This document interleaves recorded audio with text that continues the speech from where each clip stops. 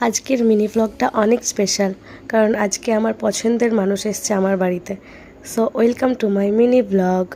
হ্যাঁ, এই আমার পছন্দের মানুষ, আমার ভাবি। তো প্রথমেই ভাবিকে এই হালকা কিছু খেতে দিলাম। তারপর খাওয়া দাওয়ার পর আমরা অনেকক্ষণ একসাথে গল্প করছিলাম। অনেক দিন পর ভাবির সাথে আমার দেখা হয়েছিল, সেই বিয়েতে দেখা হয়েছিল আমার সাথে। তারপর আজকে প্রথম আমার বাড়িতে আসলো ভাবি। অনেক অনেক মজা হচ্ছে। ফিজাকে নিয়ে অনেক গল্প করছিলাম আমরা। তো গল্প করতে করতে খাবার কথা ভুলেই গেছিলাম আমরা।